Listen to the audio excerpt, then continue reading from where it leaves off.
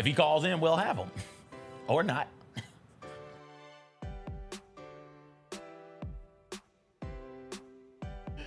Oh my goodness. What was I looking up? Oh, that's what I was looking up. My homeboy had a baby.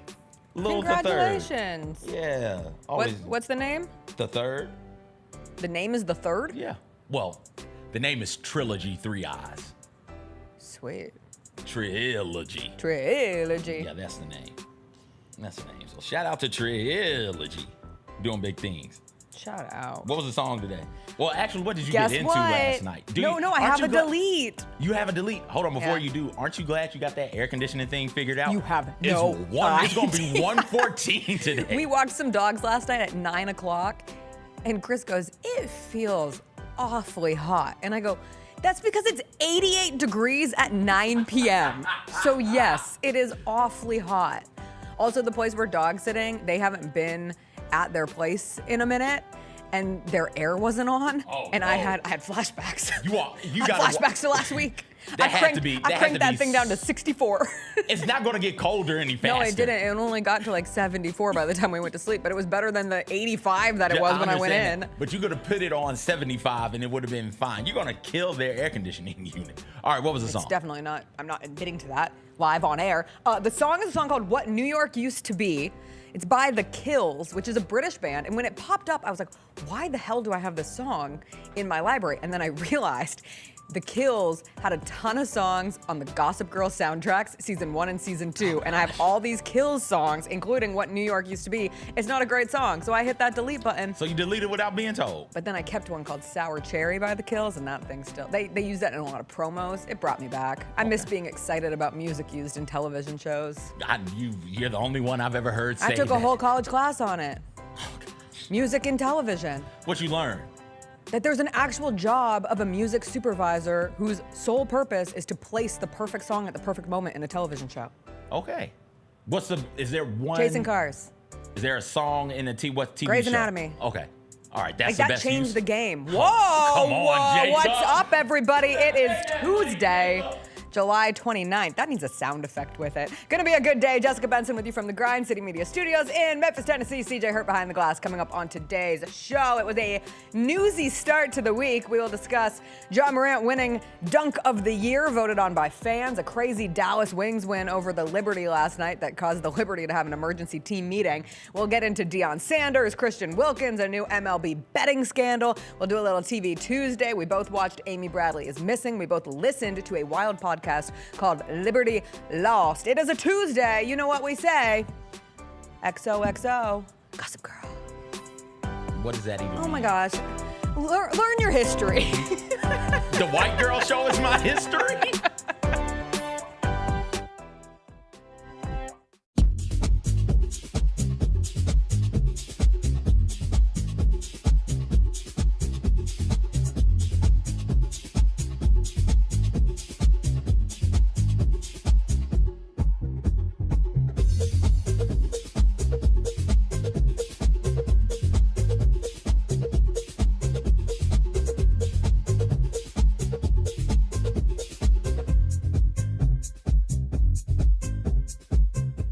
Have you always dreamed of entertaining on the biggest stage in Memphis? The Claw Crew is looking for members to join their team for the 2025-2026 season. Claw Crew members are hardworking, high-energy entertainers who assist Grizzlies home games by hyping up the crowd and much more. Not only do they support the Grizzlies on home games, but also promote in Memphis and across the Mid-South. Open auditions are Saturday, August 9th at FedEx Forum. Visit grizzlies.com/auditions for more information and to register today.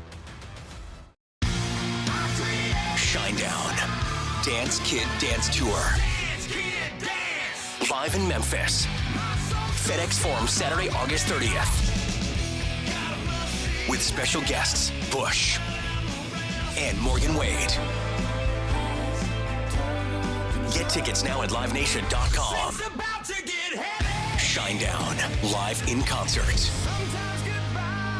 For more, visit shinedown.com.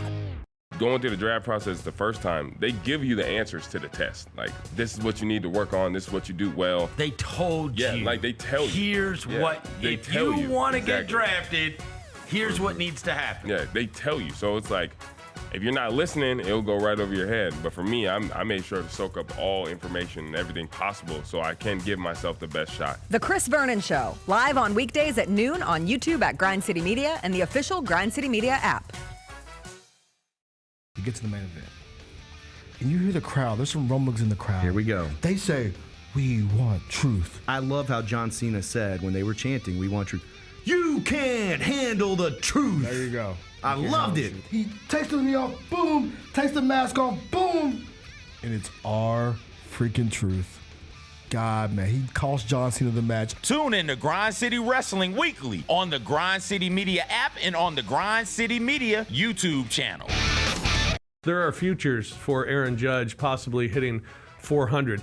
Hitting 400 at the All-Star break, plus 600. Oh, wow. To have a 400 batting average in the regular season, plus 3,800. To win the Triple Crown is only plus 145. I don't think he's going to hit 400 for the season. I don't either. I that would be ridiculous. Yes, ridiculous. The Odds Couple, live at 2 p.m. on YouTube at Grind City Media and the official Grind City Media app.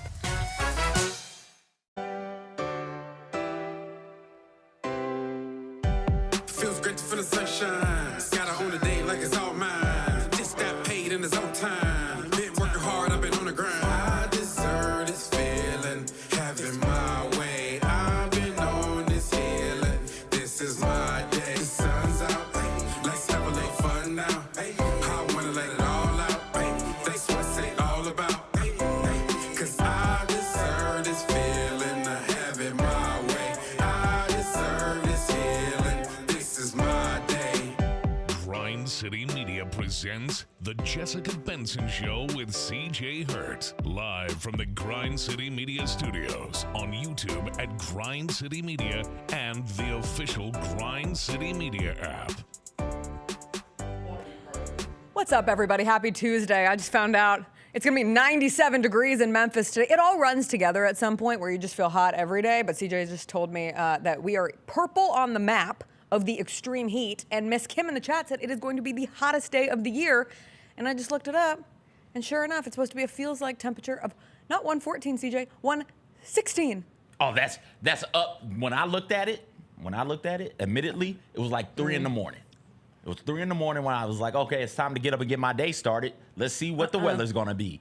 I walked outside to go to the bus stop about 5:15, 5:20. And I was like, oh, this is way too thick. It feels like noon already and the sun isn't even up yet. This is gonna be unbearable. You never wanna be purple on the map. You wanna be green. Unless you're Barney. You wanna be green, you'll tolerate yellow. Red is like urgent. Burgundy, purple's bad. Burgundy is bad. But past burgundy, that purple, get that out of here. Purple's a It's color awful. that they use, like red means heat, because I think of Yes. fire. And purple's just like, we don't even know what this We don't feels even- like. We don't get this. It's way hotter than the colors we have available at our disposal. We just want you to feel a little bit better. Here's a nice purple. Oh my God, and it was feel worse. a bright purple. Well, it feels like football weather to me.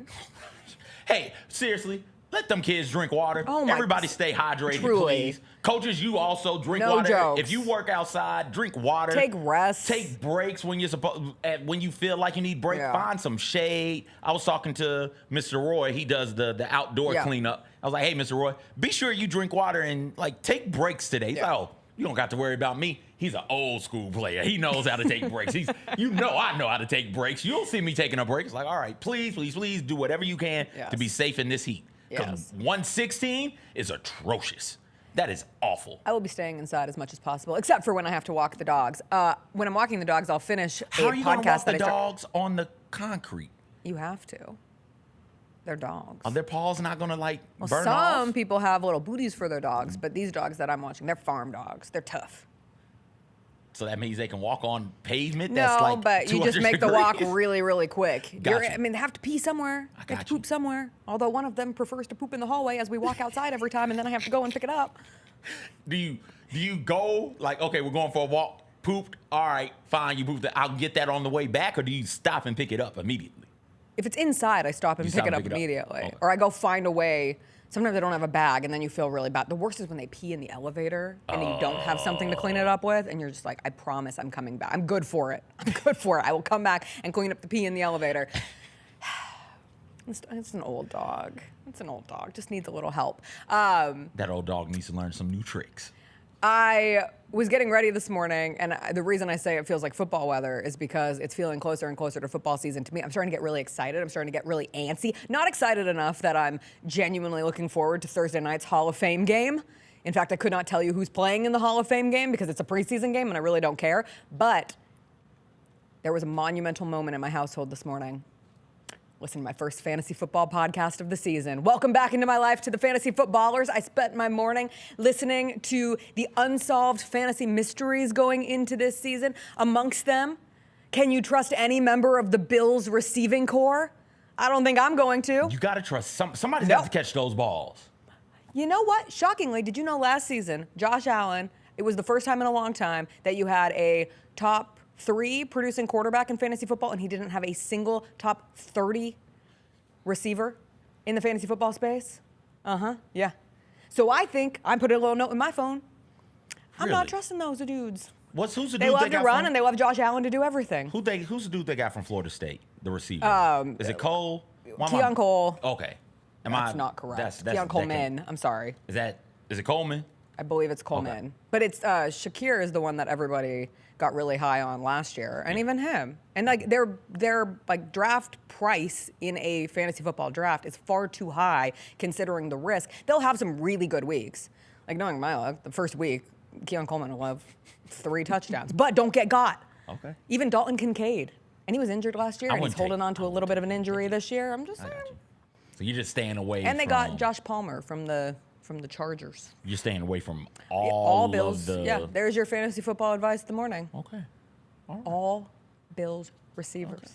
I also will not be drafting a quarterback early, but those are the only secrets that I'm giving away. What else is what's your strategy? I don't know. I'm not giving you my strategy yet. This was my first episode of the Okay, so year. you're I working change your my way through. strategy every year. All right. I will now be listening to the ballers, as I call them. They have an episode every day. So once I start, I don't stop. Oh, wow. I really appreciate them. 55! They have great little sound effects with everything, and they implant their place in my brain for the rest of the year, and that's where we're at. Okay. That's where we're at. Who's in the Hall of Fame game? That's a great question, Because CJ. it is not on my radar It's at not? all. No. It's Chargers Lions, baby. Okay. Justin Herbert? Do you think he'll play? No. Jared Goff? Will Jim Harbaugh appear through curtains? Real Wizard of Oz style? Yes. Okay. At Tom Benson Hall of Fame. All right. My legacy. Is it really? No. Okay. You think I'd be sitting here if my grandfather was Tom Benson? I have no clue who Tom is, so I'm going I to say don't know, yes. but his name is on the Hall of Fame game.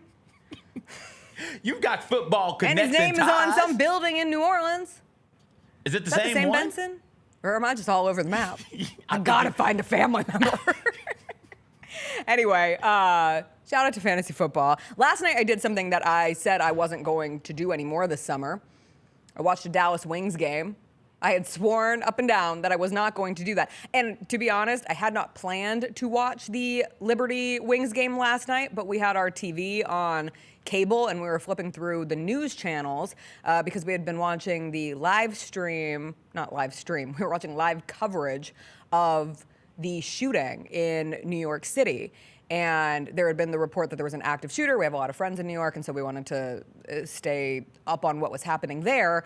And speaking of that situation, like the update as of this morning, the suspect who ended up taking his own life after he allegedly shot and killed 4 people, including a New York police officer, the building was where the NFL offices are in New York. And this man, according to the reports, had a note in his pocket saying that he suffered from CTE and he made references to the NFL and was reportedly looking to target NFL employees. And according to police, he had a documented mental health history. He did play high school football. I saw some people trying to say he played in the CFL. I did not see a reputable report of that, but it sounds like he's been dealing with some significant mental health issues for the last couple of years. So that was a horrifying situation playing out in New York City. And as it started to wind down, we just realized we had it on. You know how you have something on in the background? You're like, oh my God, why am I still watching this right now? And I said, I'm just gonna flip around the channels and see if there's something that can, distract us or change the mood a little bit. So I turned it to ESPN, and I was like, oh, I forgot the Liberty Wings game is on national television tonight. That is absolutely not something that will be of interest to watch, because the Liberty should absolutely smoke the Dallas Wings, even though Breanna Stewart is out with her injury. But the Wings are one of the worst teams in the WNBA this season. But I was interested. I was like, I'll check out, see if Paige Beckers does anything fun. And next thing I know, the Dallas Wings are up 20-4 on the New York Liberty. And Arike Agumbawale is hitting step-back threes, and she's dishing it out to everyone, and she has a double-double in the first half. And Paige Beckers is doing magical stuff, which we will get into in a minute. Dejanay Carrington was making tough floaters through contact. Like, everything was working for the Dallas Wings, and I was sitting there trying to figure out if the Wings were just playing out of their minds and playing the best game that I have seen them play this season, or if the Liberty were just playing really, really, really, really, really bad. That's it. I think it's a combo of the two. You say so. If you have the open shots, of which they were getting many, you have to make them still. And they were shooting like 56% from the field in the first half of that game. Halftime rolls around. They're up 25. A graphic pops up on the screen that said it was the largest deficit for the New York Liberty since 2022. This is the previous to last night. 7-win Dallas Wings have the largest lead on the New York Liberty of any team since 2022. And they go on to beat them. So they get their 8th win of the season. The finals, 92-82, which is also insane because they were up like 30. And then the Liberty cut it to 6 in the fourth quarter. And admittedly, I turned it off by the time the fourth quarter rolled around. But then I went back and looked, and the Dallas Wings scored a single field goal in the fourth quarter of that game. They only scored, 7 points total? They got outscored in the second half. They scored 63 points in the first half, and they scored 29 points in the second half, and they still won by double digits. But they almost lost. But instead, one of the more improbable wins of the WNBA season. You watched it too. They led start to finish for the first time all year. I understand you're without Stewie, and I came away about midway through the second quarter, and it was like, oh, okay. I think Breanna Stewart, and this is not a bold take or hot take, is one of the best basketball players in the women's game right now. Yeah. That's easy to see when she's out there and all the things that she does. But, absence has got to make your heart grow fonder after what's transpired last night and the night before against the Sparks, where it is. There's so much that she does that does not come up in a stat sheet. There's so much that she does that we don't have a way of measuring with some number or some statistic or something like that. That when she's not there, the only way to see what it's like when she's not there is for her to not be there and to simply watch the Liberty fall apart. Just watch. At a certain point, I was like, somebody's got to grab everybody. Be like, hey, stop it. Just stop it. No. Bad basketball. Bad. Stop it. And that's Stewart. We've talked about the Liberty quite a bit on this show, and we never get to because we're talking about everything else that goes on in the game, all the things that you see. We don't talk about the intangibles with that team a whole lot because we think that they're good. But when Breanna Stewart is not on that court, who is the rallying person? Who is the person who steps in and everybody shuts the hell up and acknowledges her and says, okay, yep, we got to do what that person says because that person is the one who's got everything sort of figured out. And you would think that you'd have that with Natasha Cloud and Sabrina Ionescu. Did I say it right? And John, good. God, and such growth. Jonquel Jones. I want to say her name right since I'm going to hate on her. And Jonquel Jones. You think one of them, with Stewie out, would emerge and be that voice, because they've gone down early in games before. They've gone down against lesser teams before early in games, and at a certain point on a foul or a dead ball, stoppage in play, everybody's huddled around, and you see Stewart just lean in, says a bunch of things, and everybody all of a sudden starts like playing better. They remember what they are. I thought that's what happened. I mean, when? In the fourth quarter, it just happened too late. And they played better in the third as well. They came out a half playing Who did better. it? Here's my thing. I'm more concerned with the pattern of the Liberty. They have gotten away with it, and I think Breanna Stewart masks things. Or like when they were without Jonquel Jones. That's the hub of their offense and their defense, really. And so when they're without her, that becomes a bigger hill to climb. But they still managed to win games when she was out. But they do have a habit of, I don't know if it's an overlooking situation, and obviously you have a team like the Wings that is one of the worst teams in the W this year, and perhaps there was a look-ahead factor going towards the game against the Lynx. If they come out like that against the Lynx on Wednesday, they're going to get smoked. But I think that's why they had a team meeting. It wasn't just that, hey, we just got our breaks beaten out of us by the Dallas Wings. It was, hey, this is something that has been affecting us all season, where we get out to these slow starts. There's a sluggishness defensively that allows teams to get really comfortable and in a rhythm, like you saw from the Wings last night. And they have to change that, because last night they did not look like a team that is capable of winning a second straight championship. They looked like a team where you could get a surprise early exit in the playoffs. And I don't want to be like hyperbolic of it. It's one game, and they still have, a ton of talent on that team. I saw somebody say, can Niesman get her visa at halftime and be back here by the third quarter? So they still have that coming back. Breanna Stewart is supposed to come back. That injury isn't supposed to be something that keeps her out particularly long. You say it's one game, but it's 2 games. It's back-to-back games. Yes. It is becoming back-to-back games with losses. Yes. So they got away with it before. My coach used to say, no pressure. Cream will rise to the top. At the end of the game, the better team will win more often than not. And the way we do it, the better team always wins because it's a points thing, right? Like we have a way of tracking who the better team is for however many minutes we're out there competing. So it's okay. It's not ideal, but it's okay if all of a sudden you come out and for whatever reason this other team is just hot and you're cold and you look up and you're down 10 points the first 8 minutes of a game, right? That's fine. Just stick to what you do and keep playing, and eventually you'll play your way out of it. And I was waiting for them to play their way out of it because while they have gone down early in games, they've played their way out of it most of the time. Yeah. And there wasn't a moment. I can't think of a moment where somebody lit into everybody on the court and on the bench. It's like, hey, y'all, cut this out. We're better than this. Stop it. There are moments where Jonquel Jones just getting beat. Jonquel Jones out of position, but Jonquel Jones is out of a position apparently, according to some of the things that were said in that meeting, because she's got to protect the rim, and if she's not at the rim, there's nobody on the backside to protect the rim. That's where Breanna Stewart would come in, by the way. But one of you guys got to do a better job of protecting the rim. There, time and time again, the wing got wide open shots in transition. There was one time, I forget who it was, dribbling the ball up down the court, length of the court. Sabrina is there, and I can't remember who else was over there as well. It might have been Clyde, it could have been somebody else, I can't remember. But I remember it was Sabrina because she watched her little ass go straight to the rim and hit a layup, right? It's like at some point, you got to stop the ball. They can't score if they don't have the ball. I understand you're trying to sprint back and match up to the shooter on the perimeter, but nobody stopped the ball. And you didn't say, hey, somebody get the ball at all.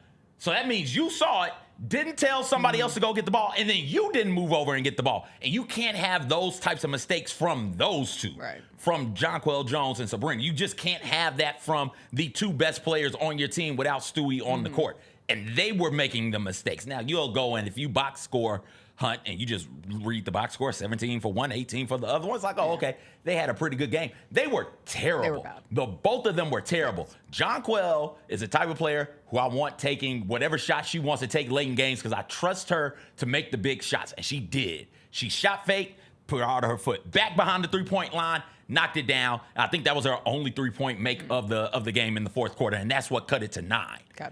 The next 2 possessions, she was fumbling, bumbling, stumbling over herself. I was like, holy hell, what is this? They have a possession. They have it set up to where it's Jonquel and Sabrina on the same side of the court, and everybody else, get the hell out the way. Just go stand that way, damn it. We got it single digits. It's like 2 minutes left. We're gonna be okay. We're gonna get a bucket here because we got Jonquel and Sabrina on the same side of the court. Jonquel catches the ball and without looking, just drops it behind her. Sabrina is on her right. Jonquel drops it to her left, and the ball just bounces. How that wasn't called for a double dribble, I don't know. And she ends up taking the weirdest, the second straight just weird shot. Like, why the hell is that the shot that you are taking right now? Like, what are we doing here? You can't have those who playing that way with Stewie out. You can't. And even if they are playing that way, you should still be able to beat the Dallas Wings. The Wings were just picking them off early, just too. Working them. Just out hustling. I mean, and the Wings were on the second night of a back-to-back. I know the Liberty have had a stacked schedule, but again, those two things wash each other out. They made Arike, they made it look like it was All-Star Game 2022 or something like that. Shout out Arike, though, because Arike and Paige both had 20. Paige, after the game, said, like, everybody should be writing a story about Arike coming out of this game. Arike, 20 points, 14 assists. Career high 14 assists. Career high. And Paige is absolutely right. Like, Arike has been significantly better coming out of the All-Star game, and last night was the quintessential, like, this is what Arike Ogunbowale can be when she's at her best. She's knocking down shots. The 20 points are great. It's an efficient 20. But the 14 assists to 1 turnover against the Liberty, really impressive stuff. Like, she has taken a lot of flack, and rightfully so, she had a really bad start to the season. But I do like this emergence of her and Paige seemingly figuring it out together. And I'm saying them figuring out together because I am not giving much credit at all to Chris Coklanes, get him coach of the Dallas Wings. Wings. I don't. Oh my gosh. I feel like at is some point, such a bad coach. Yes, I know. I feel like at some point, that's why it wouldn't have surprised me that they would have given up their lead last night and somehow ended up losing that game. But I do think Paige and Arike, and I could be speaking completely out of turn here, but I would hope that they both realize that they were coached by two of the greatest coaches in college basketball history, and Paige most recently with Gino, and I know everything went viral over the weekend of her with the look that she was giving her Wings coach. Not just her, everybody on the bench, like, what the hell is this guy talking on what about? was going on there. And like, even somebody like a Haley Jones who played at Stanford, and again, you have Arike who played for Muffet at Notre Dame, and you have Paige who played for Gino, and it's like, what is this guy doing? And so I hope that Paige and Arike can come together and be like, all right, we got to make the most of this. We are better than what this coach is making us look like in this position. Sure, the Wings have some significant issues and roster building issues that they'll have to figure out, but they're better. That if what they were last night is indicative of what they can be, there's at least reason to hope, as opposed to at certain times this season, it has looked particularly hopeless. And I like to see the two of them working together. I know that Paige said Arike should be the story, and I think that's a great teammate move, and I think it's awesome that Arike is playing so much better. Paige was awesome last night, too. Like, she deserves her credit from that. And this play was making people say the most ridiculous things on the internet, because suddenly you're watching Paige Beckers in her bag make shots like that. Her handles. I saw a tweet that said, watching this from Paige Beckers has to be what it felt like to watch Da Vinci paint, or what it felt like to watch Michael Jackson perform. And I'm like, okay, we might be, the reach is a little long there. But there is something like very Kyrie-esque about her game, and she's so fun to watch, and she's just a rookie. She is the only player in the WNBA this season, the only player, not rookie, the only player to be top 10 in points, assists, and steals, and she is in her rookie season. She has been as good as anticipated. She is the obvious pick for Rookie of the Year. And I was very grateful that I ended up watching a Wings game again, because I was just going to watch it through highlights. But I felt like having the opportunity to see, I won't say the entirety because I bailed out before the fourth quarter meltdown, but just what she is growing into already this young in her career is a very, very exciting thing. Yeah, and she started off the game that way, hitting one of those tough pull-up shots. First shot of the game. First shot of the game right off the bat. And they've got young talent there. They've got this month 3 of the top 3 leading rookie scorers are all on that team. You've got Arike, you've got the big they ended up getting from the Storm. They've got I really Lee. like her. Like there are pieces there. It's like, oh, okay, I see what the thought is here. Just wish it was coached a little bit better. and maybe they can make some noise next year. They might be able to do some things, but they've got to figure you can't be up 30 with 8 minutes left in the third quarter and almost lose, right? Like if Jonquel Jones doesn't take two of the most perplexing shots I've seen in basketball, professional or college, men or women's, this year, like they could have been minute left, only up 3, and then who the hell? I would put my money on the Liberty in that situation because the Liberty's got the vets and the championship pedigree to get the job done from there. But like I don't know. I love Arike. I enjoy watching when Arike gets hot. Yeah. I get excited. I love watching Somebody said it should be Arike Kelsey Mitchell wannabe one at next year's All-Star Let's go. Let's get it. Just inject it straight into my veins. Put it on the table. I'll snort it real quick. Wow. But like some of those things, and I'll put some of what Paige got also, which is just abysmal defense. Yes. Where it is, okay, Arike's hitting step back threes. Let's get up into her. Great. Arike goes by the defender. Where the hell is the help? Wide open layups. Like it's just, and then when the Liberty stopped that, that is when the game turned. I don't know what made them decide to wake the hell up and play some damn defense. The final, 15 minutes of the game, 16 minutes of the game, whatever it is. But they woke up and started playing defense. It was like, oh, they can't get anything easy right now. The Wings aren't getting any good looks, any quality looks. And unfortunately for them, they don't got a coach who knows how to get anybody open. So like they're going to just struggle at this point, right? So once the defense picked up, it was, okay, here's the Liberty that we've been accustomed to seeing. And here's the Wings. Like everybody goes back to their role. So Arike finishes with 20 and 14 and had, 14 points, I think, at half or something like that, right? She did most of her damage in the first half before the adjustments were made, and the only adjustment that I could see was the Liberty deciding, okay, let's step the defensive intensity and pressure up. So I don't know if they've got it figured out so much when you compare it to just the Liberty having one of the worst games they've played the past 3 or 4 seasons. And like you said, so bad, they called a players-only meeting. And this is the second best team in record-wise, second best team in the W. And they're like, nope, we lost to the Spark, and we lost to the Dallas Wings combined. They got 17 wins combined. Now, everybody get in here. We got to talk about some of this. We got to figure some shit out. We will next see the Liberty on Wednesday in the game against the Lynx.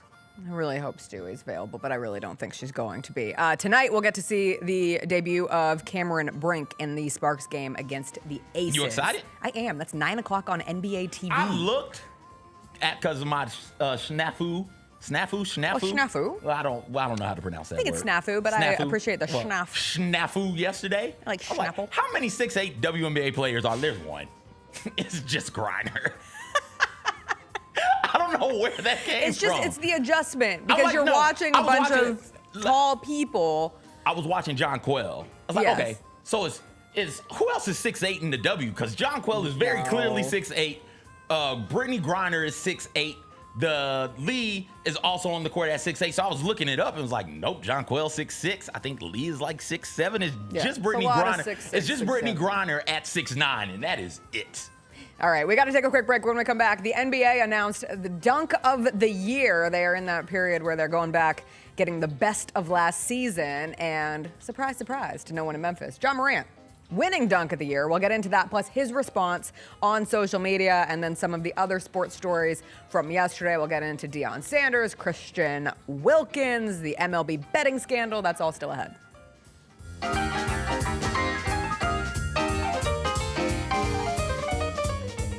It's time for our Pick Six, Mike.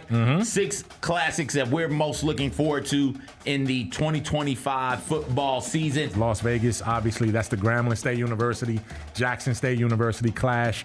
They're taking 2 iconic HBCU brands going to an NFL stadium in Las Vegas. Get all of your HBCU sports and culture news by tuning in to HBCU Huddle with CJ Hurt and Mike Wallace. New episodes drop every Thursday on grindcitymedia.com, YouTube, and Spotify.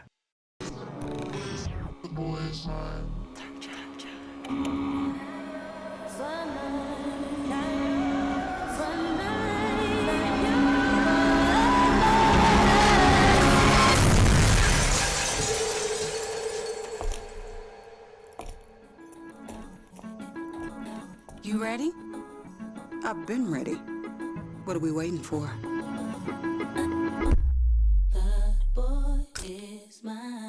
You've seen the Grizz line jamming on the court and rocking out on Beale Street, and this is your chance to join the best drum line in the NBA. Grizz line entertains Grizz Nation at home games and events in the Mid-South through their impressive techniques and energetic shows. If you have experience in drumming and marching and love entertaining, Grizz line is the perfect opportunity for you to combine percussion and performance. Open auditions are Saturday, August 9th at FedEx Forum. Sign up today by visiting grizzlies.com/auditions. Sonic Radio. Welcome back to Sonic RNDIO. That spells radio with me, the CIO. This just in, the new Sonic $1.99 menu lets you build a crave-worthy meal for just $1.99 an item. Whether that's a creamy shake, crispy tots, or a quarter-pound double cheeseburger. This just out. Ostriches. They're mean, not very cute, and in my opinion, way too big for a bird. Don't miss the Sonic Fun 99 menu. 5 items, always $1.99. Live free, eat Sonic. Tax not included. See menu for details. So let's start with the Jaw 3, the graffiti. New York versus New York. New York. Yep. That box is so Yeah, that fire. box is fresh. I'm actually happy to see a new box. Like, it's time. Box like, is fresh. The first and the second one with the same box. I see a Yeah. different box now. So yeah, And that's fresh. And the graffiti letter A looks cool. Yeah, they look that's cool. tight. I like that. The Sneak Fest Show, live Tuesdays at 2 p.m. on Grind City Media on X, YouTube, and the official Grind City Media mobile app. Scotty Scheffler ran away with the Open Championship this weekend. My God, this guy, he's not real. Have we reached the point with Scotty Scheffler where you don't have to care a thing about golf, but you still know there's a dude named Scotty Scheffler who is awesome at it? He is solidified himself as one of the greats in the sport. At this point, probably of all time. The Gary Parrish Show, live on weekdays at 10 a.m. on YouTube at Grind City Media and the official Grind City Media app. What is the biggest Summer League accomplishment so far for this Grizzlies team? Tuomas Isolo filling out his coaching staff. The Ryan Saunders hiring was essential. It was big time. You have a veteran NBA voice there. Hey, Grizzlies fans, be sure to tune in to Grizzbeat, where the panel and I break down all things Grizzlies and take a look at the rest of the NBA as well. The show is live every Wednesday, 2 p.m. on YouTube at Grind City Media and the official Grind City Media app.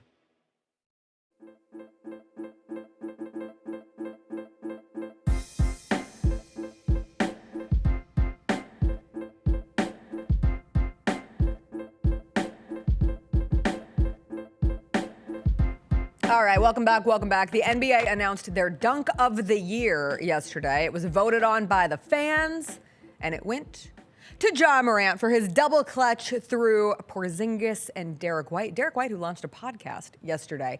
This is the dunk of the year, courtesy of the NBA, sponsored by AT&T. Every time I watch this, I remember how it felt seeing it in real time, which was just this idea of no longer understanding how gravity works. And I remember the call of it was excellent. That game we hung on to for a long time last season, but it was a spectacular dunk. And I think it's very cool that the fans widely also saw it as the best dunk of the year. Ja's commentary on winning dunk of the year, I found interesting. He said in a quote tweet of the post, "Shout out to y'all, my fans. Love is love. They said I lost y'all."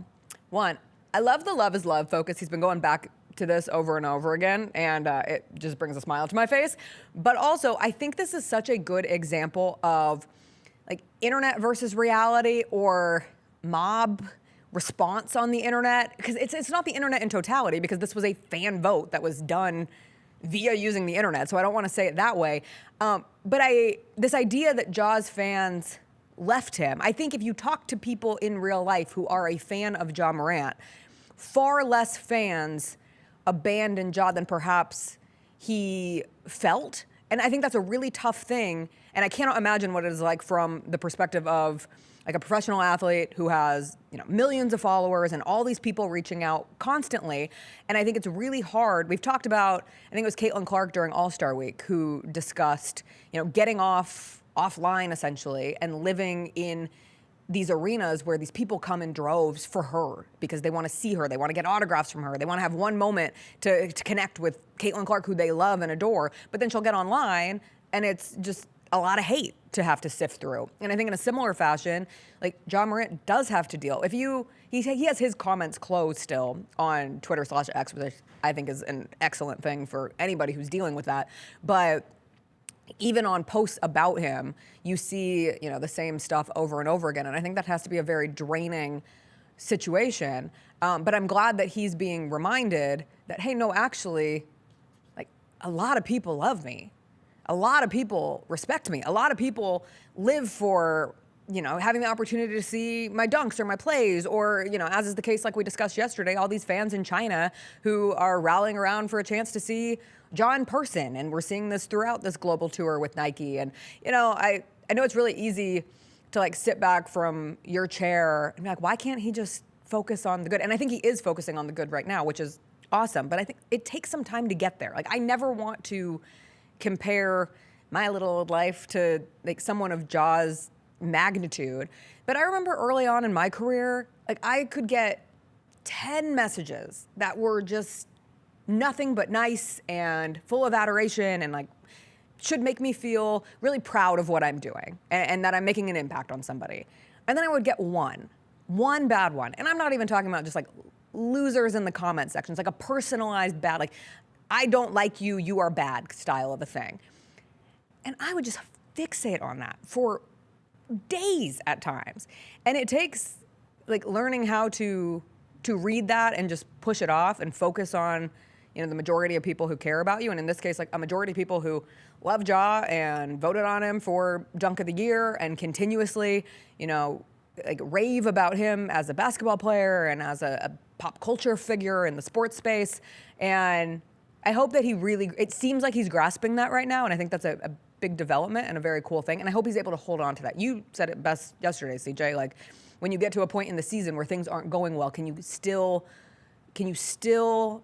hold on to the understanding that there are a lot of people out there supporting you? Even if there's some who are, overly critical or who you think are being unfairly critical in a time, there's so much love, and this has been a big week for being reminded that if you're Ja Morant. Yeah, like Ja, I'll throw Gigi in there also. Like, it's different for both, but like mentally, it's easy to be happy. It's easy to be appreciative before it starts, right? In the off season, and you're Gigi Jackson, and you're playing in summer league, and you're playing well in summer league. Like, it's easy to quote find the joy in the game when you're playing the way that you're playing and things are going your way. Right now, with this Dunk of the Year voted on by the fans, showcasing that, the fans really do still rock with me. The Chinese tour, the way that everybody is gravitating towards him, both in person and online, about some of the stuff he is doing over there. It's easy to feel the love culturally that people have for you and what you do. Something else entirely. Come January, February, March, things aren't going your way. The Grizzlies were the number 5 seed in the West. Now they're sitting there at 9. Oh no, what's going on in Memphis? What the hell is Ja Morant doing?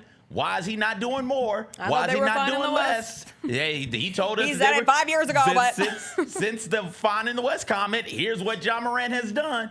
Right, and then that becomes difficult to find the happiness and the joy. Sure. And we glorify unnecessarily. We glorify the me versus everybody mentality. Hell, we got growl towels, Memphis versus everybody, right? Like we glorify that mentality. Okay, nobody loves me. I'm the not even the bad guy. I'm the anti-hero. Let me go out there and do something spectacular. Let me keep the chip on my shoulder, so to speak. But for Ja, it's okay to let that go. You can absolutely let that go and still be a hell of a basketball player. And I would say for most people, you can let that go and acknowledge the fact that it's not you versus everybody, that you do have people in your corner who do want to see you succeed. And you don't have to do everything out of hate. You don't have to do everything out of spite. You don't have to do everything to prove people wrong. Sometimes you just do stuff because you're capable of doing it and because you know that there are people who believe in you. Yes. Jessica, this is a lot like one of the central themes to the Great American TV Show, Avatar: The Last Airbender, where Prince Zuko, of course. I know I don't have to explain it to you, but to you at home, Jessica knows about Prince Zuko. Prince Zuko was the Fire Nation prince. He ends up having to fight his father, refuses to fight. His father lights him on fire. His father, lights him on fire, right? And so now Zuko is walking around angsty, angry, like, oh, I'm going to show everybody that I'm the strongest firebender out there.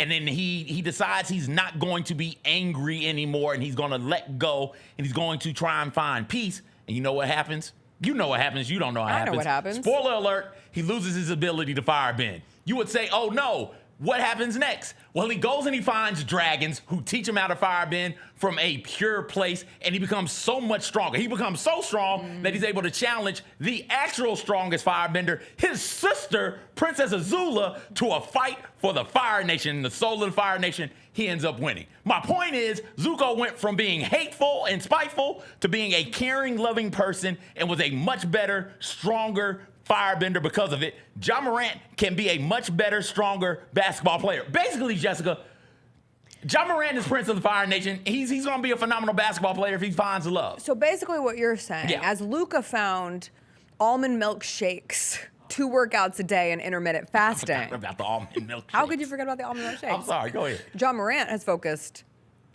on this part this offseason. We will find out because we can't see Luka. But we can't see this in Ja. But we do get clues. And again, the internet is not real too. Like, to go back to my original point. However, we are getting, these behind the scenes videos from him and his team during this tour. And we talked yesterday about just how happy he looks. And you can never quantifiably designate somebody's happiness based on how they look. Like, we've learned this. Like, come on. Sometimes you don't know what's really going on. But context clues would say he's having a good time on this tour. He's around his team. And I saw somebody who posted a shout out to whoever's Ja's new agent is doing such a good job because there's been, so many positive stories this past week versus the last couple of years. And Ja wrote back to that person and said, I don't got one, meaning I don't have an agent. Shout out TM, using the trademark emoji, which he uses for Team Morant, which is his team. And he feels it at least seems that he's feeling very secure in his team, in his people right now. And having the right people around you can make a huge difference. And they recreated the Olympic Team USA photo on the stairs from the Olympics last year. They were on some stairs in China, and he posted that it was his version of it. And I just thought it was a fun, you're doing photo shoots with your people, you're learning how to do the lion head dance, you're, in these gyms with screaming fans, and that's a really fun place to be. But if you have your people behind you, then that can carry over into your real life when you're not on a global tour and the adoration stops, that's where it really becomes important, is who's not just in your corner, but the people who are there when times are not as fun as they are right now. My father, we were talking about role models coming back from it's a real formative conversation. I remember it like it was yesterday, coming back from Jackson, Tennessee to Clarksville, Tennessee. That's like a 2.5-hour drive. And at a certain point, we get to talking about role models. It's the mid-90s. It's like, Chris Webber, Juwan Howard, Jalen Rose. It's like, they can't be your role model. If you can't call them and say, hey, man, can we talk? If you can't walk up to them and say, hey, I need a hug, come embrace me. You don't know them like that. You don't know what they're about. They can't be your role model. It's the same thing with the comment section and what people are saying online and what I'm saying right now to a certain extent, right? Ja Morant don't have my number. Ja Morant can't call me and ask me for a favor. Ja Morant can't get a hug from me.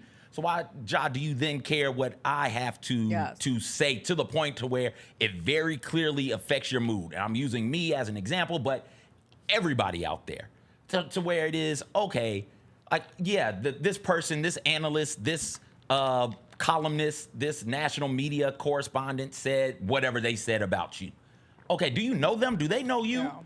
What do the people who know you think? What does your father think? What does your mother think? What does your sister think? What does the crew that you brought with you from South Carolina here, what do they think?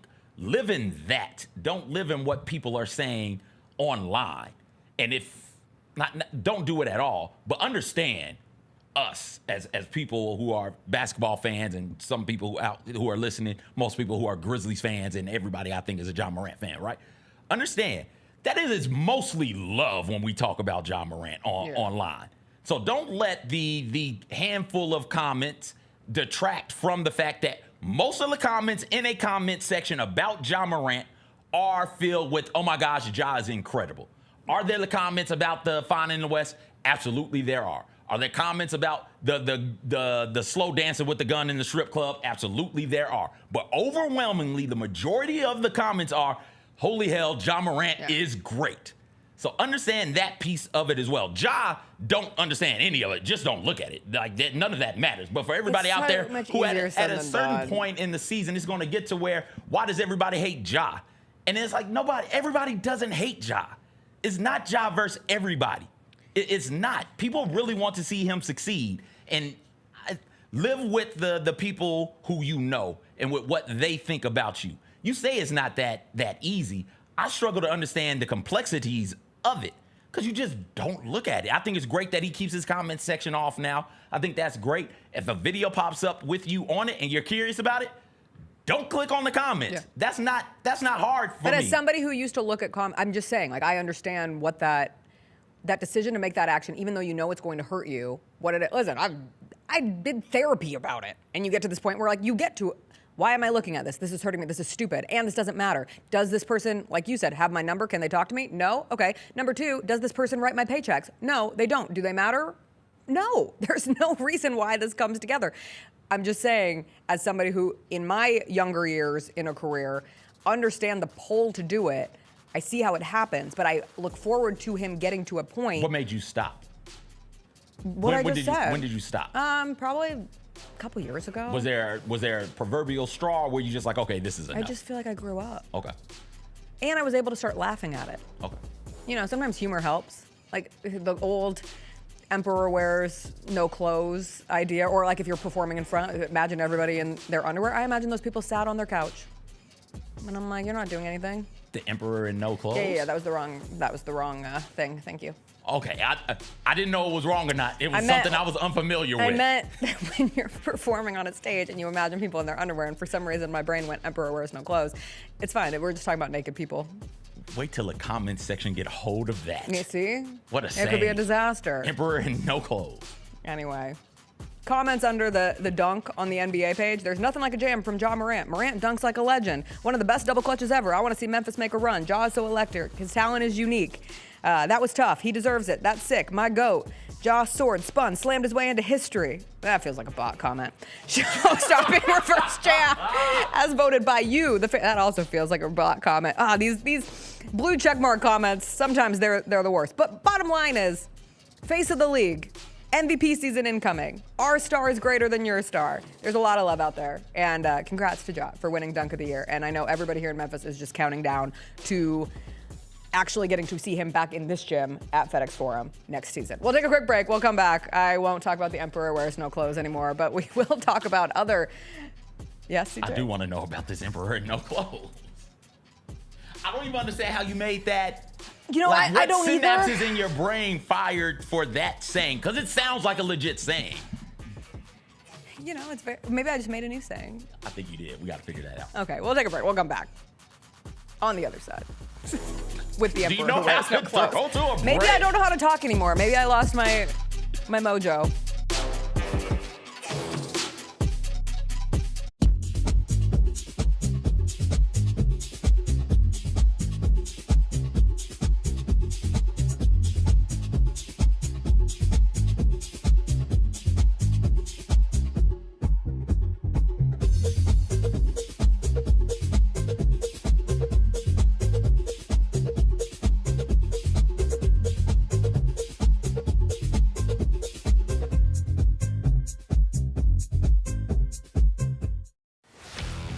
Let's face it, there's a lot of trash talk in basketball, but the great teams let their performance do the talking.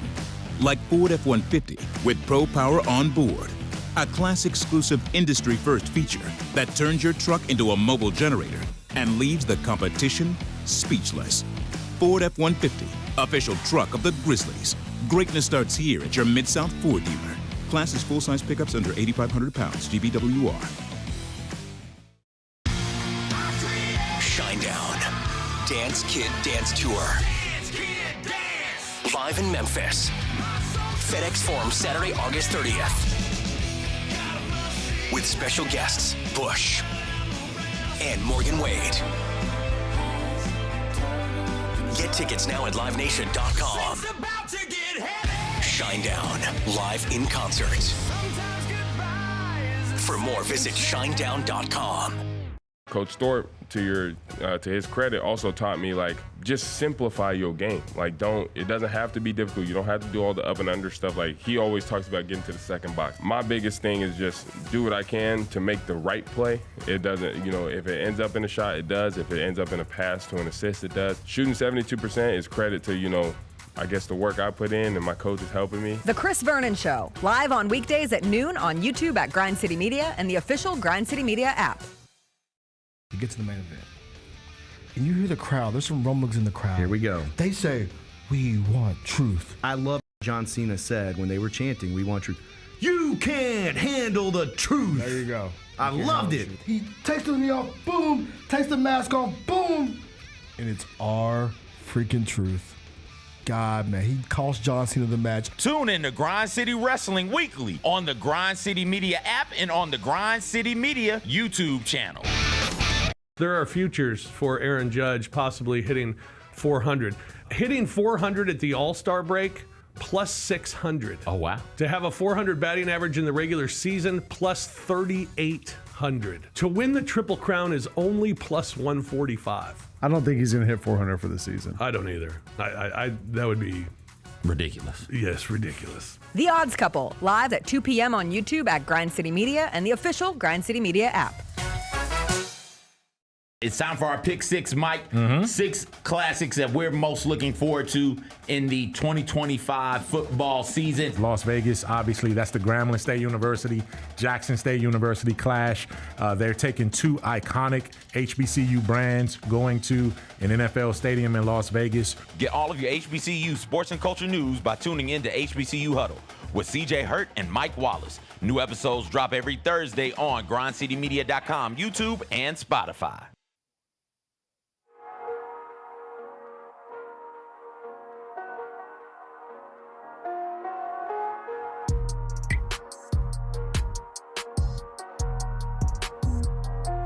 All right, welcome back. Before we get to our next topic, I do have to clarify. It's the Emperor's New Clothes. It's a real story. I thought CJ was just saying it's not a saying, but CJ, you're not aware of the old folktale, The Emperor's New Clothes? That's why I was looking at you. I was waiting on you to explain it to me. I thought that was like Hansel and Gretel level. Everybody knew the Emperor's New Clothes. There are tiers to these fairy tales. For me, the Emperor's New Clothes is up there with Rumpelstiltskin and really. Yes, I know Rumpelstiltskin. Name another one. Hansel and Gretel. I know that one. Little Red Riding Hood. I know that one. I know the Three Little Pigs. Yes. Humpty Dumpty. I know he sat on the wall. It's not fairy tale level though. It's like a folk story. I don't know. I had a physical copy of the book when I was a kid, but it's a Hans Christian Andersen who did didn't he do the Little Mermaid and Snow White? I don't think he did Snow White. I think he did The Ugly Duckling, The Red Shoes, Thumbelina. Who's the Red Princess Shoes? and the Pea. I don't know Red Shoes. I know Thumbelina. I know Princess and the Pea. Okay, more importantly, I don't is know the Emperor in No Clothes. The Emperor's New Why Clothes. is It's this a story of an butt-ass emperor naked? who's obsessed with vanity and really nice clothes. And these 2 people come to his village and they're scamming it. They're scammers, essentially. And Hans Christian Andersen definitely used the word scammer. And they convince him that they are making him the nicest suit of all time with invisible, he can't see the threads, but it's definitely, on his body. And so then he's walking out naked every day. But his villagers are so scared of him and they want to be cool with him that they never tell him, hey, do you know that you're naked? So he spends all this time getting these fancy suits made by these 2 scammers, goes outside every day as buck naked. And in the end, I forget how it ends though. But the whole point, the moral, Does he ever because there find has to be a out? moral. Yeah, he definitely finds out. Now I want to read this story. Yeah, because people don't want to seem stupid. It's this whole thing of nobody wants to tell him. So I always thought the moral was if you see something, say something. That's basically see something, say something. Okay. The original TSA is the Emperor's New Clothes, but it is not what I was trying to say when I was making a comparison to people being naked in the audience, which I always thought was kind of a weird thing anyway. Yeah, that would be very. That would make me more uncomfortable. That would make me very distracted. Yeah. Seeing all these people and butt-ass distraught. naked. Distraught. Like, Yeah. why are you body shaming the people? I think you heard it. You heard it. Jessica's going to body shame you if you're naked. I was protecting Luka yesterday. I believe. I didn't say anything about. Listen, help is help. You were Look, body shaming. help is help. That's all I'm saying.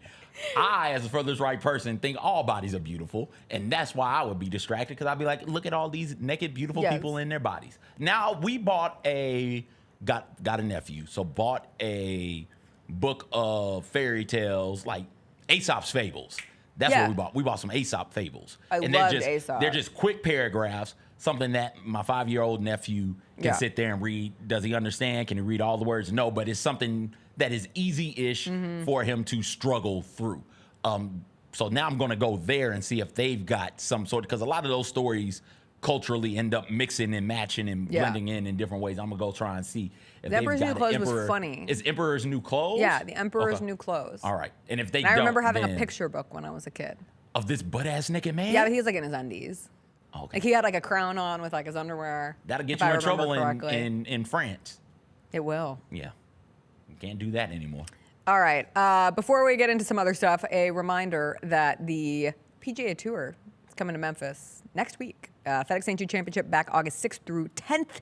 This year it is stacked and tickets are on sale right now. It is the first stop of the FedEx Cup playoffs. Every shot matters. You get to watch them up close and personal. Tickets at FedExChampionship.com. Kids 15 and under getting free this year with a ticketed adult. Big names, big shots, big Memphis, big vibes. And, you know, truly, one of the best weeks of the year in Memphis is the FedEx St. Jude Championship. Golf tournament week clears every single time.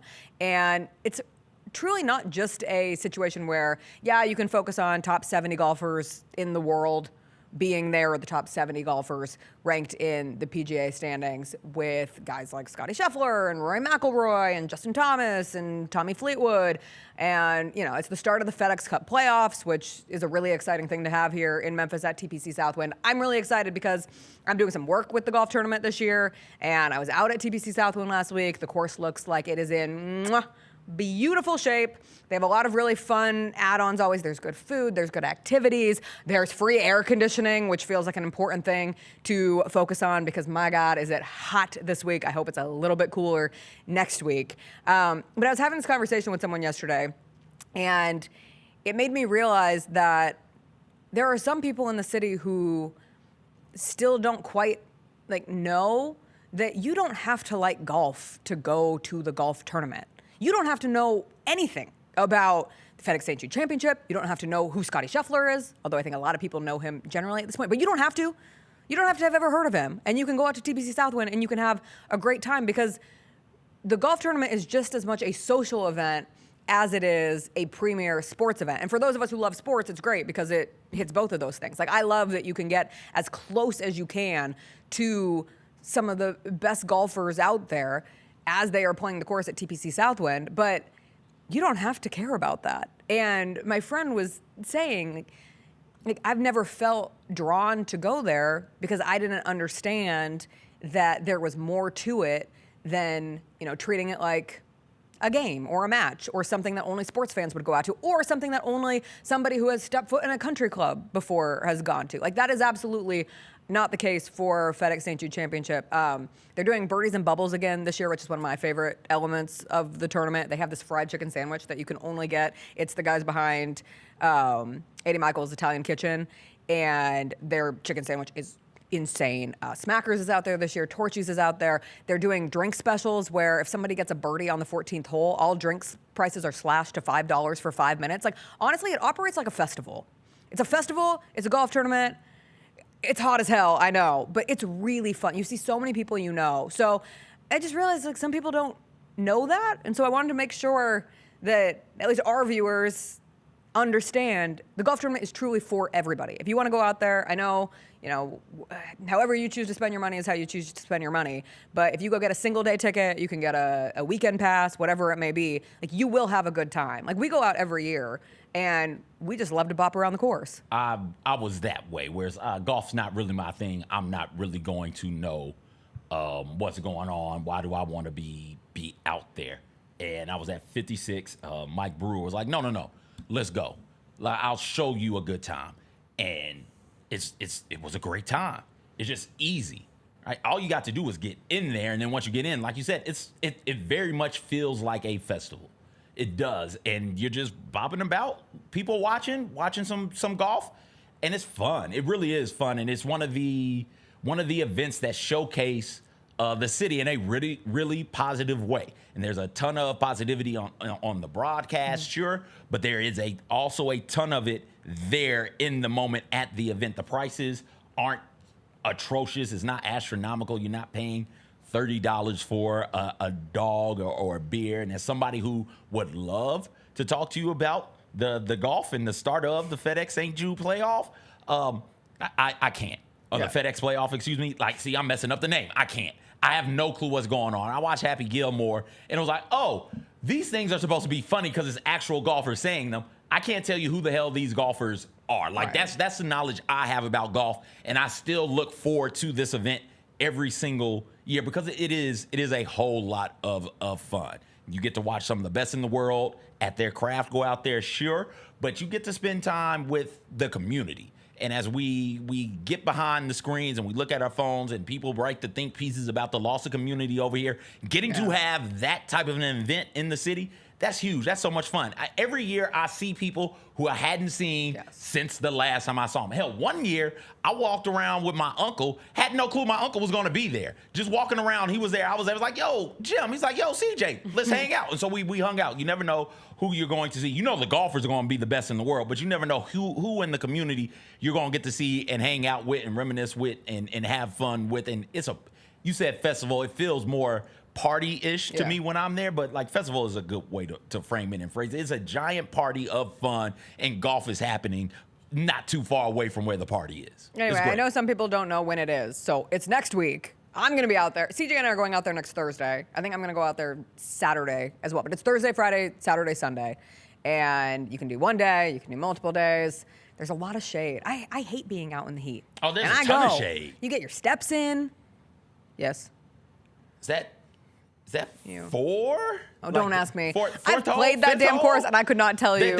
There's a so I have to be out there to see it. But you come through first hole. Yeah. I think second or third. Oh, hole. You're talking about like the barbecue situation? Well, I'm thinking about the shade. There are drinks. There's a drink station set up like third hole, just past the third hole, and there's some shade over there, and then you bob about again. And that fourth, fifth hole, I think, can get kind of hot. But maybe that sixth hole, there's some good shade, and then you keep bopping about. Point is, there's a bunch of trees out there. It's a beautiful golf course. Yeah. They've got a bunch of trees out there. You can find some shade to kick it. And water is great. Water. H2. Don't they got a air conditioned spot at 18? The hub. The hub. Which is like good air conditioning. Like strong AC. I don't like that weak. That weak AC isn't for me. The strong AC. All right, let's a couple more stories from yesterday that I said we would get to. Deion Sanders is not stepping down at Colorado as some speculated when it was announced that he was holding a press conference yesterday that was going to be a joint press conference with him and his medical team. Instead, we learned that he had bladder cancer. And he shared this with fans and everybody who was at the press conference and, wide across the country who were taking in this information. He said, yesterday was tough because I had to make a will. It's not easy at all to think you may not be here, as he discussed this process that he's had to go through this off season, but he wants to continue coaching. His medical team was there to assure everybody that he has beaten cancer. It's a really tough thing to go through, though. They had to remove his bladder because that is what was cancerous. And so they, as I understand it, reconstructed it from a piece of his small intestine, and this is something that he's going to have to deal with. He's had to deal with a myriad of health-related issues. He said, listen, I'm out here with 8 toes. I've had to go through things before, and this is another one of them, and he's prepared to have a porta potty at practices and on the sidelines, and I hope that porta potty is gold. I also hope that this allows, not to get too real, because I know a lot of people love to pop off on porta potty jokes, and that's fine. But a lot of people go through bladder cancer, intestinal cancer, colorectal cancer, whatever it may be. And it does, we're all so embarrassed about talking about going to the bathroom when we all go to the bathroom all the time. And if you have one of these cancers, you can be led to having to deal with something like a colostomy bag or just situations that make it more difficult to use the restroom. And maybe Deion Sanders can remove some of the stigma away by having a porta potty on the sidelines at college football games where it just becomes oh, this is a thing. I hope so, because people are so mean about cancers of that area. If anybody can, Coach Prime. I think so. He's cool. Got to be the coolest dude on the planet. I can't think of anybody cooler. I saw the tweet. That tweet. Was like, oh, okay. What was said during the press conference? And before I could go find the clip of the press conference, not a clip of the press conference. Before I could find the press conference in its totality to watch it. The next thing was I was scrolling was a clip of him talking about how good God is and getting terribly emotional, not terribly, but really emotional about it. And this is somebody, and Deion Sanders, who is a large part of the reason why people of a certain age love the game of football. Like his feats of athleticism, his feats of football and baseball were things and are things of legend, and certain people watched it as it was happening. And to see him, somebody who's so jovial, even when people are against him, somebody who is so cool and collected and smooth, that is smooth. To see him have that moment of tears when talking about the glory of the Lord, man, I was like, okay, cool. There's no way I'm gonna watch this press conference because I'm not gonna make it through. I didn't feel like crying yesterday. There's a whole video that was can't. released as well. He's dating Karuchi. What's going on with these Karuchi rappers, Tran. R&B singers? And would you consider her a singer? Who is Karuchi? I mean, she's most known for being Chris Brown's girlfriend for a period of time. Does she not have a song? I think she was an actress. Oh, okay. She was on Claws. Okay, then I'm mixing people up. I think she has a daytime Emmy. Get out of here. For some show called The Bay. I was going to stars. Sure. Who are dating non-athlete stars who are dating people in sports. Clay's got Meg. Yeah. Prime is with Karuchi. Glow and Brandon Ingram allegedly, apparently, in Cabo, maybe? The Glow and Brandon Ingram thing is still new enough that we don't know enough of their situation. The Clay Meg thing is so fun to watch. I ended up watching a 3-minute video of Klay Thompson and Meg Thee Stallion working out together in the gym the other day. Here's Glow and Brandon Ingram. Get your head out of the way, dude. He saw Klay Thompson. He said, I want this. He's like, yo. I want this love in my life. Got to go get one. But I was like, why am I enamored enough with Klay and Meg that I'm watching a workout video of the two of them? But they're so cute together. They're really sweet in their interactions with one another. Good for him, I guess. Anyway, Karuchi got mentioned, and people were like, Karuchi Tran? And then their video was released, and she's there through the cancer surgery, and she's really emotional. So obviously, without assuming, I think they're together. Yeah. But anyway, he'll be on the sidelines this fall. A lot of people thought he was retiring. I missed the, hey, we got a press conference announcement. Well, press conference announcement with your medical team. I understand why people would reach for is something wrong. I missed that entirely. I just look up and, hey, Prime is talking about cancer diagnosis or beating cancer. Yeah. So here's hoping it stays away. I want to see Coach Deion Sanders on the sideline for many, many, many, many, many more years to come. All right, I'm going to save Christian Wilkins kissing his teammate on the head for Oops, We Missed It Again tomorrow, along with the MLB gambling scandal. We'll do those stories tomorrow, but we'll take a break. We'll come back, do a little TV Tuesday. CJ and I watched a documentary called Amy Bradley's Missing. If you haven't watched it, it is crazy. We will tell you the story of a disappearance from decades ago. Also, a really good podcast called Liberty Law. So we'll get into those things. We'll do some TV Tuesday after a quick break.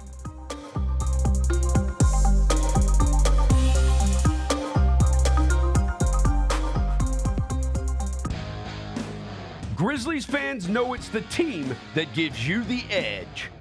Big River Steel does too. And much like the Grizzlies have recruited legendary talent, we want you to be part of our team. Are you ready to be part of something legendary? Then visit www.bigriversteel.com.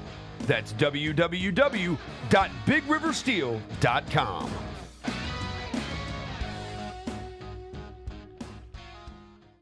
Kroger shoppers and Grizz fans. Want exclusive last-minute discounted ticket deals texted straight to you? Sign up with the new Kroger Buzzer Beater deal. Fans can sign up by texting Grizz to 636-479 or visit your local Kroger store in the Delta Division and scan the QR code. By signing up, you agree to receive recurring automated promotional and personalized marketing text messages from the Memphis Grizzlies. Consent is not a condition of any purchase. Message frequency varies. Message and data rates may apply. Catch us if you can at Southland Casino Hotel and win your share of up to $1.8 million in free play and prizes. Join us for drawings every Saturday in May, June, and July. Each month, over 900 winners will take home free play or drive off in a new car or motorcycle. Be there for all 6 grand finale drawings and try to catch us if you can, only at Southland Casino Hotel. Must be 21 up. Play responsibly. For help quitting, call 800-522-4700. So let's start with the Jaw 3, the graffiti, New York versus New York. New York. That box is so Yeah, that box is fresh. I'm actually happy to see a new box. Like, it's time. Box like, is fresh. The first and the second one with the same box. I see a Yeah. different box now. So yeah, And that's fresh. And the graffiti letter A looks cool. Yeah, they look that's cool. tight. I like that. The Sneak Fest Show, live Tuesdays at 2 p.m. on Grind City Media on X, YouTube, and the official Grind City Media mobile app. Scottie Scheffler ran away with the Open Championship this weekend. My God, this guy, he's not real. Have we reached the point with Scottie Scheffler where you don't have to care a thing about golf, but you still know there's a dude named Scottie Scheffler who is awesome at it? He is solidified himself as one of the greats in the sport. At this point, probably of all time. The Gary Parrish Show, live on weekdays at 10 a.m. on YouTube at Grind City Media and the official Grind City Media app. What is the biggest Summer League accomplishment so far for this Grizzlies team? Tuomas Isalo filling out his coaching staff. The Ryan Sanders hiring was essential. It was big time. You have a veteran NBA voice there. Hey, Grizzlies fans, be sure to tune in to Grizzbeat, where the panel and I break down all things Grizzlies and take a look at the rest of the NBA as well. The show is live every Wednesday, 2 p.m. on YouTube at Grind City Media and the official Grind City Media app.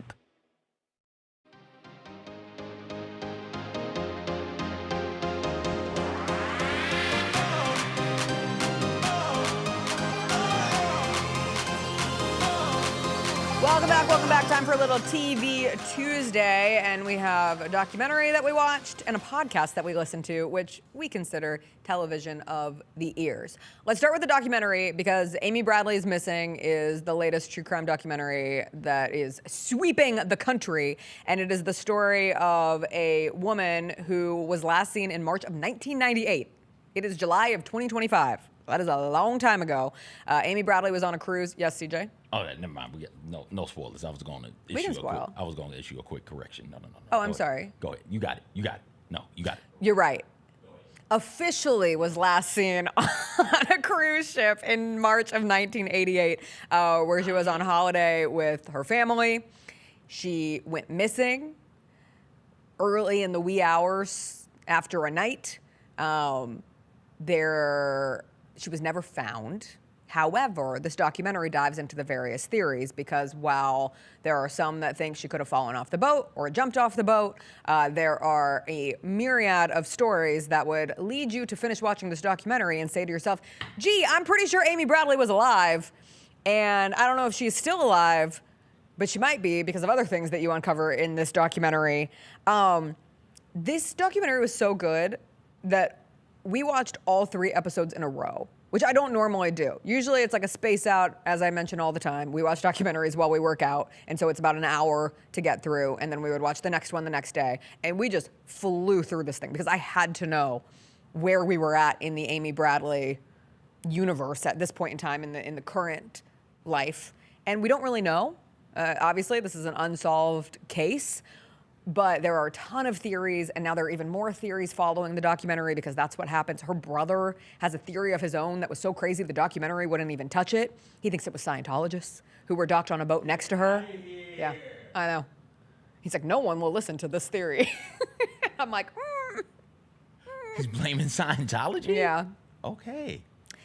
Some people think she really did jump. Okay. I got stuck on she jumped TikTok because one of the factors that you find out in this documentary is she was gay in the 90s. It's 88, and her parents. Is it 88 or 98? 88. I thought it was 98. Okay. This thing in front of me says 88. You got it. I don't have anything in front of me. Anyway, her parents, it at least appeared, might not have been so psyched about that. And, that was even more of a thing back in the late 80s, early 90s, where in terms of family being accepting of having a daughter who was a lesbian, could have been a thing. They don't even talk about it. I guess this was the first documentary that they even mention that in, and they talked to some of her former girlfriends from growing up and like people who cared for her. And so there are people who theorize like the easiest answer would be like maybe she was depressed and jumped off the boat or had a lot of alcohol that night and fell off the boat. However, there are so many moments through this document, like I left it thinking this woman was alive. This woman was taken off this ship in some way, shape, or form and put into a scary situation, most likely a trafficked situation, because people saw her. There are multiple people with accounts of seeing somebody. What? Spoiler. I know, but we're like, it's been out for a long time now. What did you leave the documentary feeling? I'm not saying specifically who saw her and where they saw her. You should go back. You should go watch the documentary and hear for yourself where these people account of seeing Amy Bradley. It's 98. That's when she was first reported missing. Okay. And that's why you can't trust AI. Are you using AI? No, I just looked up like what were because sometimes when we're doing stories live on the air, I just say, can you give me the quick hit details of Amy Bradley is missing? And it said 88. So there's your lesson of the day. It's 98. Luka Doncic didn't have a 42-inch vertical at the draft combine, per the article yesterday. He's probably got one now, though. And Amy Bradley actually left Shout in out to Almond 1998. I left thinking, the big thought I had was, we're going to don't F with cats this. We're going to figure it out. For those of you who don't remember or didn't watch the Netflix documentary, Don't F with Cats, there's a guy running around killing a bunch of cats online. People get upset. He starts escalating. And then it's just online detectives and online sleuths end up tracking this guy down in really incredible, impressive fashion. Yeah. Go watch it. It was a great documentary. And I felt like that's what we're finna do with this. Where it is, okay, whatever happened, we as a people, we as a Netflix watching society, we're gonna sit down in our mom's basements with, I'd love to say Doritos or Cheetos, but it's $6 a mother effing bag for those, so never mind that. Thanks, Obama. So we're gonna sit down with some type of snack, and we're going to come together, put our I haven't brains heard that in together, a long time. and figure it out. We're gonna figure out what the hell happened to Amy, whether or not she fell, whether or not there was some nefarious neighbor, whether or not there was a smuggling, whether or not the Scientologists got together and decided to do this. Yes. We're going to figure this out. And there will be a second documentary about what ended up actually happening to her. Yeah. I look forward to it. There's a part in the documentary of somebody who is a part of like the true crime universe who has a finding that would at least raise your antenna to think perhaps this would imply that she is alive, where I'm like, dang, how did you think of doing that? Like the internet sleuths of today are way better than those of yesteryears, but it's a crazy story on a cruise. I've watched 2 crazy cruise documentaries between the poop cruise and the Amy Bradley is missing. I'm supposed to go on a cruise next year. I'm feeling a little skeptical. We went on a cruise, and I wish I could have shown my wife this documentary before we went on the cruise. We get on the cruise ship. We get on the cruise ship and we get out into the ocean. So it is, I think, the second day on the cruise ship.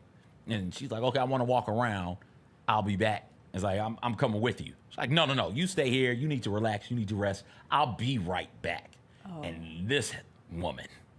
What did you call your wife? This person was gone for like an hour and a half. I was like, yo, where the hell is she? What is going on here? When you go on the cruise, have a buddy. Have a travel buddy who you bop about with. All right? Don't just do what she did to me. And then she came back like everything was fine. She's like, yeah, hey, what are you up to? Worrying about you. Where the hell have you been? I don't know these people on this damn cruise ship. You didn't tell me where the hell you were going. I circled this thing twice and did not see you. Where the hell were you? That would scare the hell out of me. Goodness. Thought you got Amy Bradley in the middle of the ocean.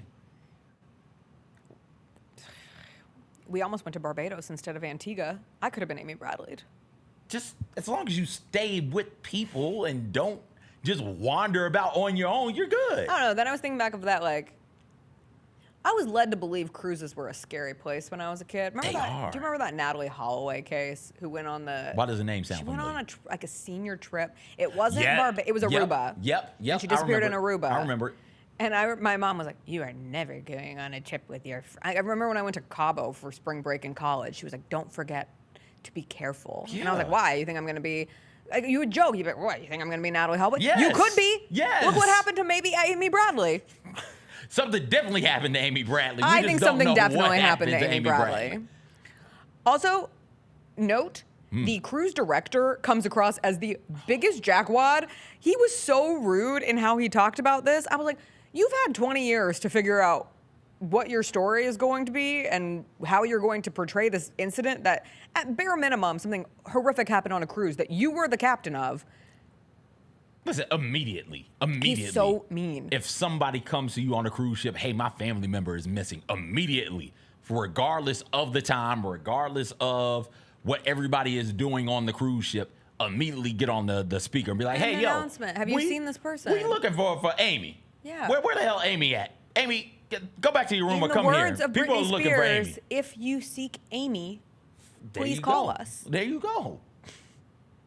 All right, another crazy thing. You should watch it, truly. It's great. We have not spoiled it. Watch it. It's great.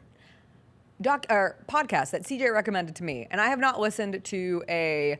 What kind of podcast would you describe this as? Storytelling? A storytelling podcast? Investigative journalism Investigative? podcast, I guess. Sure, why not? I haven't listened to one of those in a minute. It is called Liberty Lost. It is on Wondery, and it is about primarily one central character of a young woman who got pregnant at 16 years old. Her parents were very religious, and they ended up sending her to something called the Liberty Godparent Home, which is a little-known facility that still exists today for pregnant teens at Liberty University, which is... Single mothers. Sure. Yeah. Young single mothers. Yeah. And the home is there to help girls decide what comes next, like whether they're going to parent their babies, whether they're going to place them for adoption. But inside the facility, you learn that these young women are pressured pretty harshly to give up their babies. They are offered scholarships in return for giving up their babies. And they're basically told, like, there are more deserving families than you to have a baby. You made a mistake. The best way to fix this is to give your baby up. You can still go live your life, and you can give your baby to a basically like a nice Christian couple that we have deemed worthy of having your kid. This podcast, very rarely, not very rarely, but I think something that makes a piece of content special is if it changes your perception of something that you feel like you had a pretty good grasp on your whole life. This has changed my entire thoughts on adoption, truly. And it's very complicated. I don't want to create this like wide sweeping generalization, but I had never really thought of adoption from, we get into pro-choice, pro-life, but like the pro-choice element of like what to do with a baby if you do choose to keep it, and how there are people in this country who are forced, and I use the word forced because that is what it is, to give up a child and then deal with the loss of that child who they did not particularly want to give up, but they were either told that they couldn't raise that baby, or based on how we operate as a society, they didn't have the means, they didn't have the support, and so they were left in a position of desperation where they end up giving their babies away. And I apologize, I had never thought of it from that angle. And it was a really devastating What listen. type of sicko takes something like abortion and makes it bad? Yeah. But that's absolutely... Or adoption. Not abortion, adoption. Yeah. But yeah, same difference. Freudian slip, excuse me, as the furthest right person on this show. What type of person makes adoption bad? We're the only country in the world that commodifies adoption. When I heard that, I was like, that's oh! when it wow, that's immediately when it clicked. Yeah. Like, oh, what is going on Yeah. here? They didn't say how much, because I'm assuming there's a nominal fee Yes. to adopt one of those kids from the Liberty House. I can't remember what the name of the godparent home. Godparent home on Liberty University's campus. Yes. So when Liberty University is running, we talk about sports washing things all the time. When Liberty University is running around out there and it's like, holy hell, could Liberty be one of the teams in the CFP? We should all we should all cheer against them. But so there's a nominal fee involved with adopting a child from that home. I don't know what it is, but I'm assuming that is the case because, like you said, we've commodified it. And what Liberty is basically doing without giving the money directly to the mothers is, hey, we'll buy your baby. You give us your baby, you can get a full ride here. And that's, how is that allowed? How is that trade-off allowed? And then you get into some of the truly underhanded and deceitful things that are going on there, where they basically trick some mothers, out of their babies. Yes. Where it is, hey, we're telling you have this many days to decide whether or not you want to keep them. You reach back out, we'll let you keep it. You reach out you missed the window, right? Like that's just one example of the underhanded things that they're doing. And that's not just at the godparent home. That's a practice that's occurring all across the country. Yeah, and like you said, man, it changed the way I viewed adoption as well. And the thing we got to do, it can't be commodified. It can't be it costs money to adopt this kid. I think that adoption still are a net positive, a really, really good thing for us to have as a society, as a collective, as a nation. But we got to take the money out of it. Yes. We do. Otherwise, once you put money into it, it becomes about making the money. Right. And people will do, and this podcast shows, damn near anything to make the money off of that. Also, your heart breaks for mothers who do not want to give up their baby, but see no other way for them and their child to survive other than adoption. And it's like, okay, well, like you're painting one side of the picture. Is it going to be hard? Yes. I know a bunch of single mothers. It is. I know a bunch of, how many do I know? I don't want to say a bunch. I know a handful of single mothers who are now in their late 20s, approaching 30, who were 18, 19 when they had their baby. It's not easy, but it is doable. And just because you don't have the support of your family, that doesn't mean you can't do it. And I think at a certain point, some of the mothers in the podcast were like, yo, I wanted to keep this child. Yes. And I was going to figure out how to keep it and how to raise and how to provide, but they just wouldn't let me. The powers that be wouldn't let me. And your heart breaks for them. Your heart breaks for the children also, and your heart breaks for the adoptive families. There's like, if I'm adopting a kid and I'm thinking everything is on the up and up, and then 12 years later, the mom comes and is like, hey, we did not want to give this kid up for adoption. Well, now what am I supposed to do? And I couldn't help but think, like, if you're that kid, how do you feel about let's say you have a really great relationship with your adoptive parents, and then you find out that your adoptive parents restricted your birth mother from, or I think, what's the term they use? Natural mother? Natural mother. Natural mother from having a relationship with you, and natural father, too, in the case of one of the instances in the podcast.